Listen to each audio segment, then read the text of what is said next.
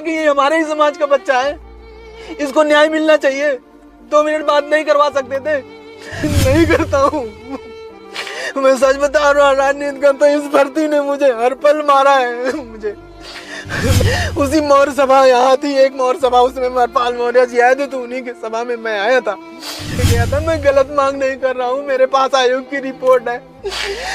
मेरे समाज के नेता मुझे गलत साबित करना चाहते हैं। मैं कोई राजनीति नहीं करना चाहता। मैंने कभी, आप लोग समाज में लोग देख लीजिए, यही हाल है, दर दर भटक रहे हैं, लाठियां खा रहे हैं, गालियां खा रहे हैं। केशव प्रसाद मौर्य की आवाज पे कम से कम 50 बार गया हूँ, गालियां भी।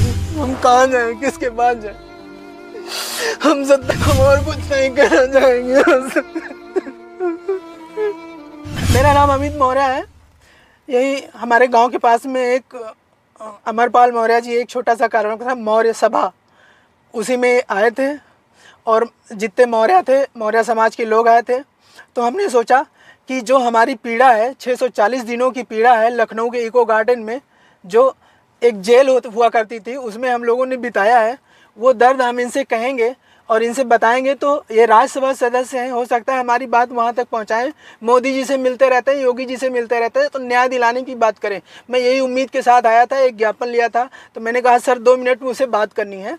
तो सर ने हमारा ज्ञापन, मैंने जैसे 69,000 का नाम लिया, उन्होंने हमारा ज्ञापन ऐसे ले लिया, हाथ में पकड़ लिया, ना कुछ सुना ना कुछ कहा कि अभी बात करते हैं। वो चले गए। उसके बाद फिर मैं बाहर बोलता रहा। उसके बाद कई सारे नेता हमारे समाज के ही हैं, जिनको मैं जानता हूँ, वो भी हमें जानते हैं, वो हमको डांटने लगे, अलग से हमको डांटने लगे कि तुमको ऐसा नहीं करना चाहिए था। फिर कुछ लोगों का कहना था कि ये राजनीति करता है, राहुल गांधी से मिला था। मैं कहना चाहूँगा कि मैं कोई राजनीति नहीं करता हूँ। मैं राहुल गांधी से मिला था, मेरी पीड़ा थी। मैंने उनसे ये कहा था कि आप मिल के राहुल गांधी को एक पत्र लिखिए, आप जाइए राहुल गांधी को एक पत्र लिखिए कि हम लोगों के साथ अन्याय हुआ है, वो हम लोगों को न्याय दिलाने का प्रयास करें, जैसा कि राहुल गांधी ने पत्र को लिखा भी था। उसके बाद जैसे अब यह राहुल गांधी की बात नहीं है, विपक्ष के जितने भी नेता हैं, मैंने चाहे सत्ता पक्ष हो विपक्ष हो, किसी के पास मैंने कोई ऐसा दरवाजा नहीं है जहां मैंने खटखटाया ना हो, मैं सबके पास गया हूँ। कोई ये एलिगेशन अगर लगाता है कि मैं राजनीति कर रहा हूँ, तो वो मेरा पूरे घर का बैकग्राउंड देख सकता है कि क्या मैं राजनीति करने लायक हूँ, मेरी औकात है राजनीति करने की। ऐसे एलिगेशन लगाना मत करिए। हक दिलाने की जहाँ बात आई है वहाँ हक दिलाइए। ऐसे आप किसी के ऊपर आरोप लगा के ऐसा नहीं कर सकते हैं, आप पीछे नहीं हट सकते हैं। आपको न्याय दिलाना पड़ेगा, क्योंकि आप हमारे समाज के हैं और हमें आपसे कहना है, हमारा हक बनता है आपसे कहेंगे। हम डरते नहीं हैं, हम अपनी बात सही है तो सही कहने में क्यों डरेंगे? हमको चाहे मारो, जेल भेजो, काटो, कुछ भी करो, हम नहीं डरते हैं। हमको कोई मार के धमकाएगा यहाँ, हम नहीं डरने वाले। हमको यहाँ धमकाया जा रहा था, हमको अलग अलग से लोग टार्चर, हमारे समाज के लोग टार्चर कर रहे थे। उनको ये नहीं पता था कि ये हमारे ही समाज का बच्चा है, इसको न्याय मिलना चाहिए। 2 मिनट बात नहीं करवा सकते थे?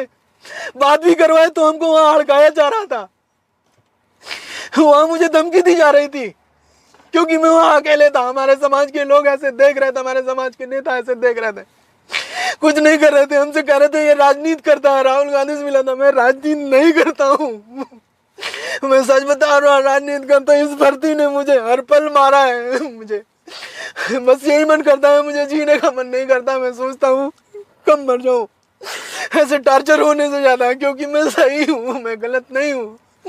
मेरे समाज के नेता मुझे गलत साबित करना चाहते हैं। मैं कोई राजनीति नहीं करना चाहता। मैंने कभी किसी और से राजनीति के बारे में कहीं बात नहीं किया। मैं 6800 शिक्षक भर्ती में आरक्षण पीड़ित एक शिक्षक हूँ। ओबीसी एससी समाज से आता हूँ। ओबीसी एससी शिक्षकों की, ओबीसी एससी बच्चों की क्या हाल है, आप लोग समाज में लोग देख लीजिए।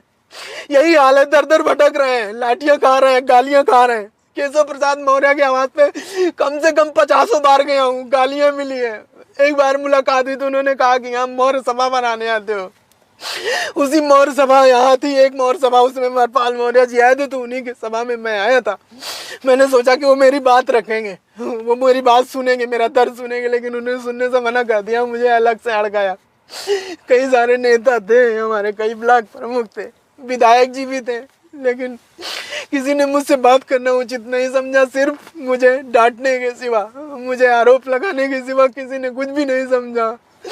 मेरा बिल्कुल भी मन नहीं कर रहा है कि मैं जिंदा रहूं। इस तरह का टार्चर होना नहीं चाहता।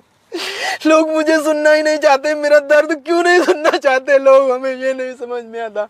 मैं अपनी बात लेके गया था, मैं गलत मांग नहीं कर रहा हूँ, मेरे पास आयोग की रिपोर्ट है, मेरे पास सब कुछ तो है, मैं सब रिकॉर्ड तो लेके आया। योगी जी ने ट्वीट किया, वो ट्विटर हैंडल का भी मेरे पास फोटो कॉपी है, प्रेस कॉन्फ्रेंस की मेरे पास वीडियो है, सब कुछ है। जो उन्होंने माना है कि विसंगति हुई, उसके बाद फिर हम लोग क्यों भटक रहे हैं?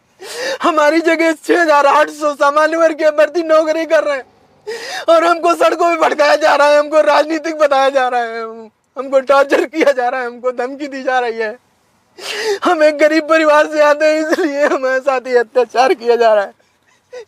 हम अपने समाज के लोगों से कहना चाहते हैं कि हम लोग हमारी दर्द को समझिए, हमारी पीड़ा को समझिए। ये लोग हमको नहीं समझना चाहते, सब कुछ जानते हैं मेरा दर्द, उसके बाद भी लोग अवॉइड कर रहे हैं हमको। हम कहाँ जाएं, किसके पास जाएं? हम सत्ता पक्ष के पास जाते हैं तो वो सुनते नहीं, विपक्ष के पास जाते हैं कि वो सदन में मेरी बात रखेंगे तो वो मुझे राजनीतिक बताते हैं। मैं कहाँ जाऊँ? 69,000 शिक्षक भर्ती में इतना बड़ा घोटाला हुआ, 6800 सीटों का, उसके बाद में हम लोगों को न्याय नहीं दिया गया। चुनाव के समय योगी जी लिस्ट तो निकाल देते हैं, लेकिन 2 साल से सड़कों पे गालियां खाएं, पुलिस की लाठियां खाएं, मार खाएं, जातिगत गालियां। ये लोग जो समाज के नेता बन रहे हैं, ये लोग क्यों नहीं समझते हैं? हम लोग को वहाँ जातिगत गालियां दी जा रही थी, जूतों से मारा, पुलिस द्वारा टॉर्चर किया जा रहा था। हमारी क्या गलती है? सिर्फ यही गलती है कि हम ओबीसी एससी हैं, इसलिए हम और कुछ नहीं कहना चाहेंगे।